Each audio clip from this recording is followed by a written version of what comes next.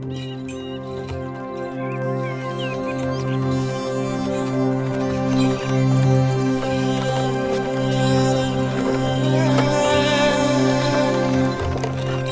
திருநெல்லி கிராமம். தமிழ்நாடு வரைபடத்திற்குள் இடம்பெற முடியாமல் சிக்கிக் கொண்டிருக்கும் எத்தனையோ அழகு நிறைந்த கிராமங்களில் ஒன்றுதான் இந்த திருநெல்லி கிராமம்.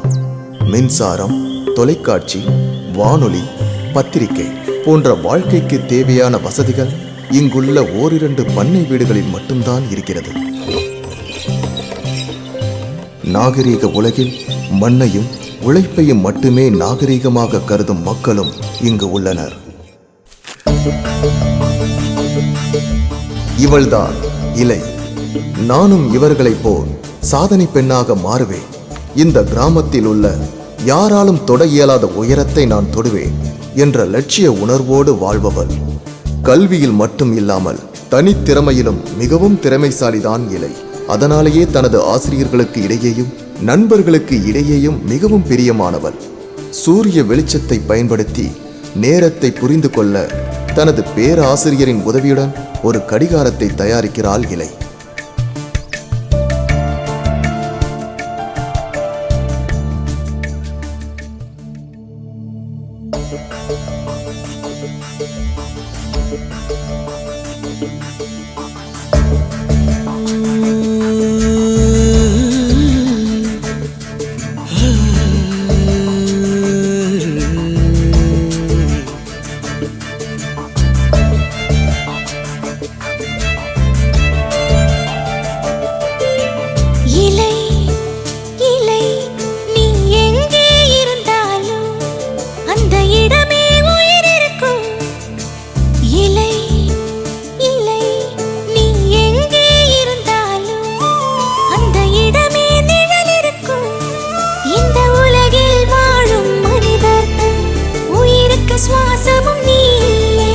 வசிக்க இடம் தந்தது, பசிக்குணவளித்ததும் நீ அம்மா. இந்த உலகில் எங்கும் நிறைந்தது நீ தானம்மா.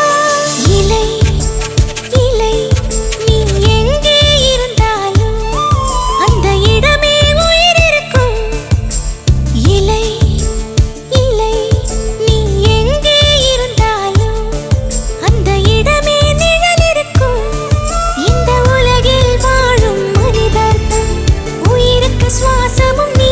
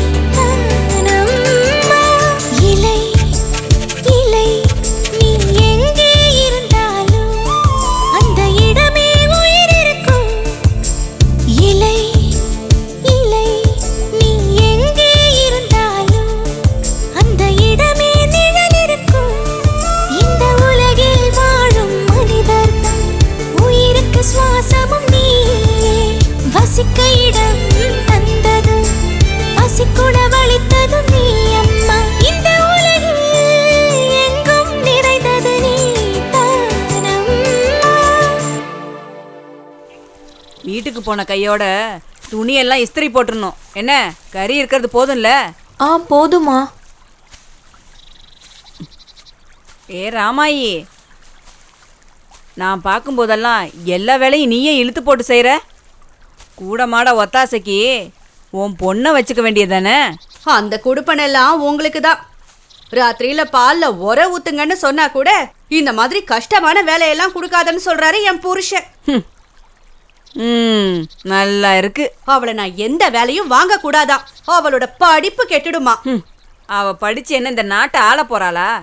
ராமாயி, பொம்பளை பிள்ளைங்கள படிக்க வைக்க கூடாது, செல்லமும் கொடுக்க கூடாது. அது ரெண்டும் தானே என் வீட்டுல நடக்குது. அக்கா, அவளை நல்லா படிக்க வை. படிச்சு பெரியாள் ஆகட்டுமேக்கா.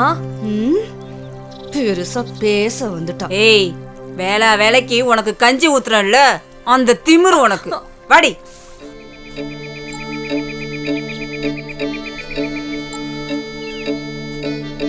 ஏண்டா மணிகண்டா, மாமா, தோட்டத்துல இன்னைக்கு நீ தண்ணி பாய்ச்சணும், மறந்துட்டியா? சரி மாமா. உங்ககிட்ட என்னத்த சொல்ல? ஏப்பா மாரிமுத்து, டவுனுக்கா போயிட்டு வர? என்கிட்ட சொல்லவே இல்லை நீ. ஆமாண்ணே, மறந்துட்டேன். என்னண்ணே? ஒன்றும் இல்லைப்பா, நம்ம தோட்டத்தில் சக்கரவள்ளி கிழங்கு நல்லா விளைஞ்சிருக்குது. காட்டு பண்ணினோட தொல்லை தான் தாங்கலை. நீ போகிறது தெரிஞ்சிருந்தா உன் கூட வந்து வெடிமருந்து வாங்கிட்டு வந்திருப்பேன். அதுக்கு தான் கேட்டேன். வெடி மருந்து தானே, எங்கிட்ட இருக்கு, நான் கொடுக்குறேண்ணே. இல்லை வேணாம், உனக்கு வேணும் இல்லை, வச்சுக்க, அப்புறமா வாங்கிக்கலாம். ஆமாம், இப்போ எதுக்கு டவுனுக்கு போயிட்டு வந்த? நம்ம இலைக்கு இந்த நோட்டு புத்தகம், இந்த கணக்கு பார்க்குற மிஷினு, இதெல்லாம் வாங்கிட்டு வர போயிருந்தேண்ணே. அதனால தான் மறந்துட்டேண்ணே. உனக்கு எப்போவுமே உன் பொண்ணோட படிப்பு தான்ப்பா. இதில் எங்கே எங்களை ஞாபகத்தில் வச்சுக்க போகிற? ஆமாம், ஏன் படிப்புக்காக இவ்வளோ பணத்தை விரயம் பண்ணிக்கிட்டு இருக்கிற? நல்லா சொல்லுங்க. ஐயா ஏப்பா, நான் ஒரு உளருவாயன், நீ எதுவும் மனசில் வச்சுக்காதப்பா. இந்த ஊர்லேயே பொண்ணை படிக்க வைக்கிற ஒரே அப்பன் நீ தான். பொண்ணுங்களுக்கு படிப்பு எதுக்குன்னு நினைக்கிற இந்த ஊரில் நீ பொண்ணை படிக்க வைக்கிறிய, அதே பெரிய விஷயம். எல்லா மாதிரி ஒரு பொண்ணை பெற்றதுக்கு நீ கொடுத்து வச்சிருக்கணும். எனக்கு தானே. நீ வேணா பாரு, எலை பெரிய படிச்சு நம்ம கிராமத்துக்கே நல்ல பேர் வாங்கி கொடுக்க போறா பாரு. உங்க ஆசீர்வாதம் இருந்தா போதுங்க. சீக்கிரமா. நம்ம இலையை எவ்வளவு கஷ்டப்பட்டாலும் பெரிய படிப்பா படிக்க வச்சு இந்த ஊருக்கே பெருமையை தேடி தருவேன்டா. அதான்டா என் ஆசையே.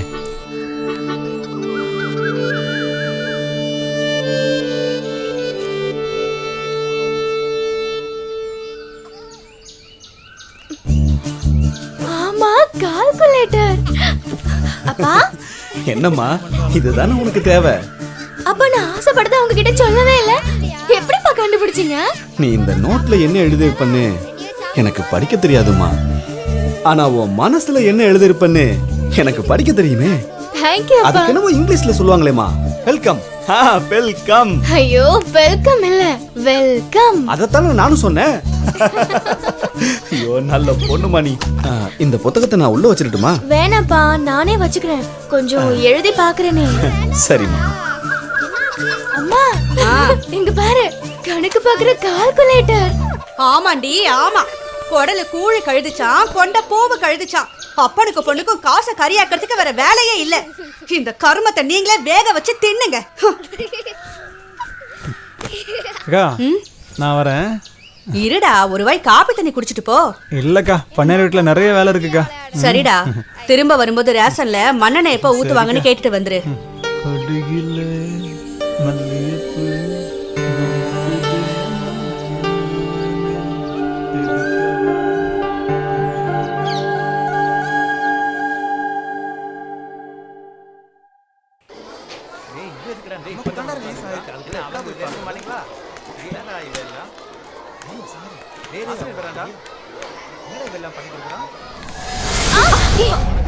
ஏய் சித்ரா, உனக்கு கண்ணு தெரியாதா?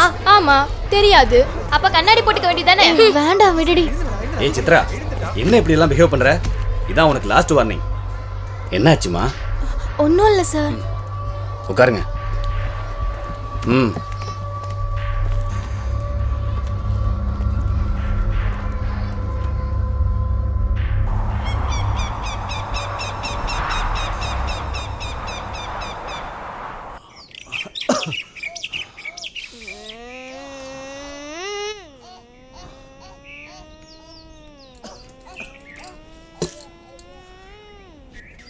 அடி ஏலே, இங்க வாடி, இந்த காப்பியை கொண்டு போய் மணிகண்டனுக்கு கொடுத்துட்டு வா.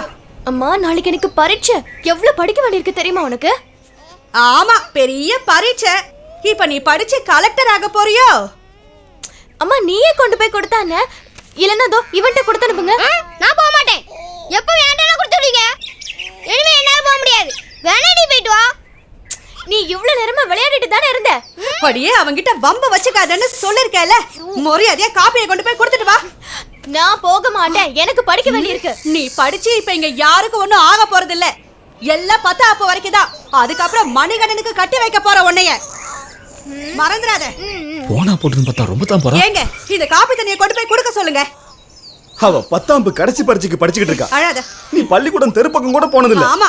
உனக்கெல்லாம் எங்கடி படிப்போட அருமை பத்தி தெரிய போகுது? ஆமா, இங்க என்ன நடந்துகிட்டு இருக்கு?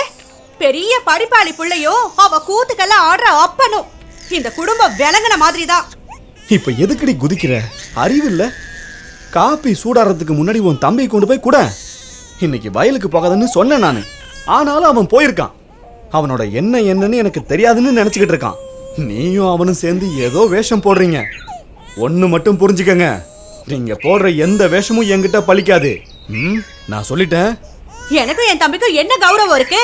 ராப்பகல் பாராம அவனும் கஷ்டப்பட்டு சேர்த்து வச்ச பணத்துல தானே பெத்த பொண்ண கலெக்டர் ஆக்க போறீங்க. நான் என்ன சொன்னாலும் உங்க தலையில ஏறவா போகுது? இந்த புடி. குடி.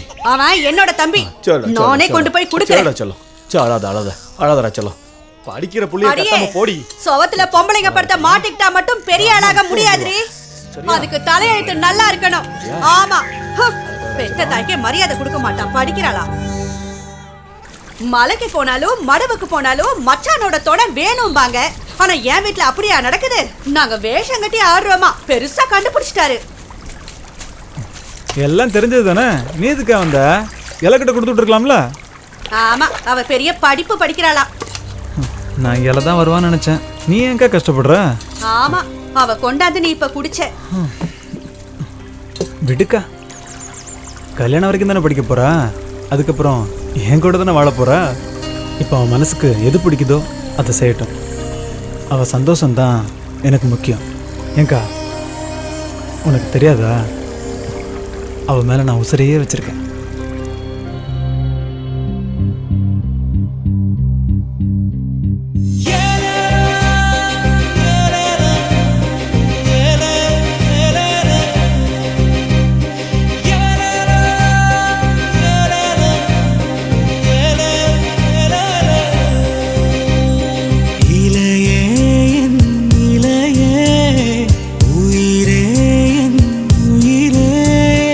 உனக்காக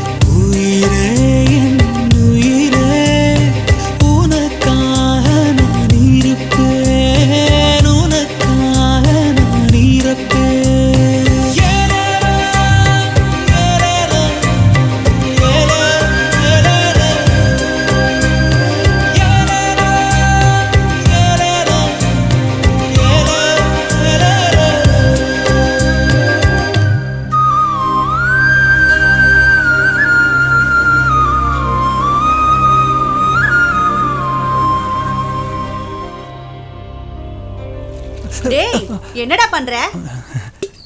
அவளை நினைச்சுக்கிட்டு இருக்கியா? உன் கனவு கனவாக தான் போகுது. ஏங்கா? பொண்ணை பெரிய படிப்பா படிக்க வச்சு தகுந்த மாப்பிளைய பார்த்து கட்டி வைக்க போறாரா உன் மாமன்.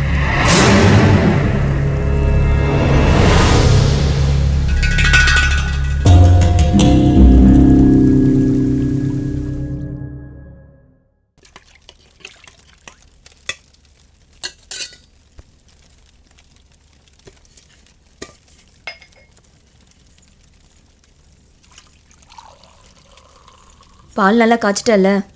ஆமாம்மா.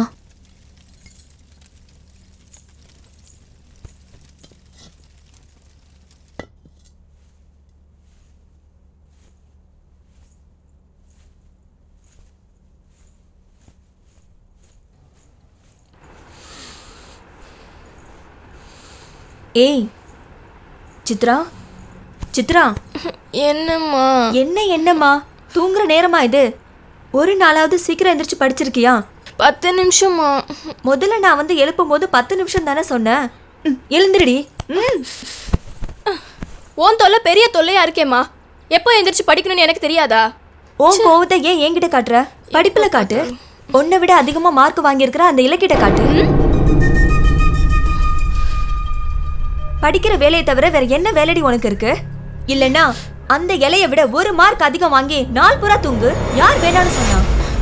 அப்பா பாருங்கப்பா, எவ பேரை சொன்னா எனக்கு பிடிக்காதோ அவ பேரை சொல்லி என்ன குத்தி காட்டுறா. எத்தனை தடவை உன்கிட்ட சொல்லிருக்க அவ படிப்பு விஷயத்துல தலையிடாதன்னு. போய் வா, வேலையை பாரு போ.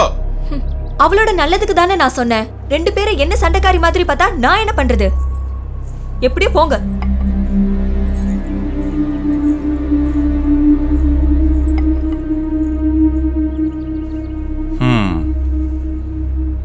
இந்த 10வது பரீட்சையில நீ தாமா ஃபர்ஸ்ட் வருவ. அப்பா என்னைக்கும் உன் கூட தான் இருப்பேன், நீ கவலைப்படாத. இப்போ உனக்கு சந்தோஷமா?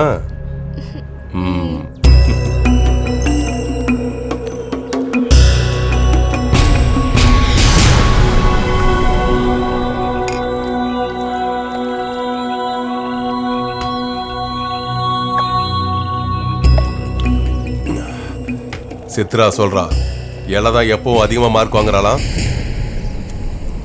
நாளைக்கு கடைசி பரீட்சை, அவ பரீட்சை எழுதக்கூடாது. அதுக்கு ஏதாவது வழி இருந்தா சொல்லு. அவ எழுதாம இருக்கணும், அது ஒண்ணுதாங்க வழி. அதைத்தாண்டா நானும் சொல்றேன். அதுக்கு ஏதாவது வழி இருந்தா சொல்லு. அது உங்ககிட்ட தான் இருக்கு. டேய், சுத்தி உழைக்காம சொல்றா. நீங்க கஞ்சா கொடுத்து கிறுக்கனாக்கி விலங்கு போட்டு வச்சிருக்கீங்கல்ல, உங்க தம்பி காளி. ஐயா நான் சொல்லலையா, சொத்துக்காக ஆசைப்பட்டு நீங்க அப்படி செஞ்சதா ஊர்ல உள்ளவங்க தான் சொல்றாங்க. டேய், அப்படி சொன்னவன் மட்டும் என் கையில கடச்சான், அவன் சங்க அறுத்து சங்கூதிடுவேன்.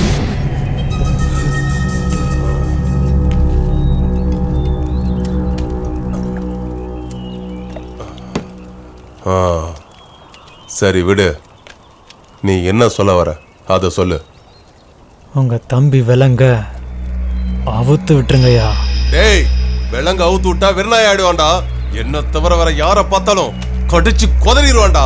அவன் ஒரு மிருகம், அது உனக்கு தெரியாது? அதான் நமக்கு வேணும். நாளைக்கு வாழைத்தோப்புக்கு தண்ணி பாய்ச்ச என் மாமன் வருவான்.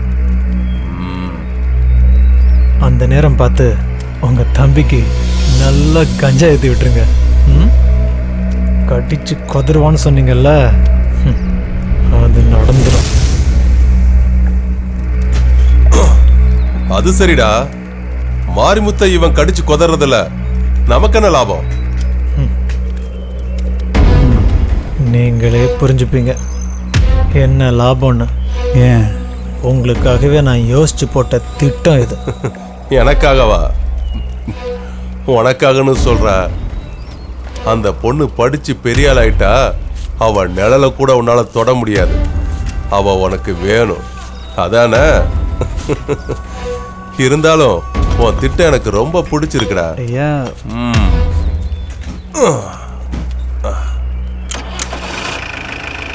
கூலி வாங்குற ஒருத்தனோட பொண்ணு கூலி கொடுக்கிற ஒருத்தனோட பொண்ண ஜெயிச்சதா இருக்கவே கூடாது.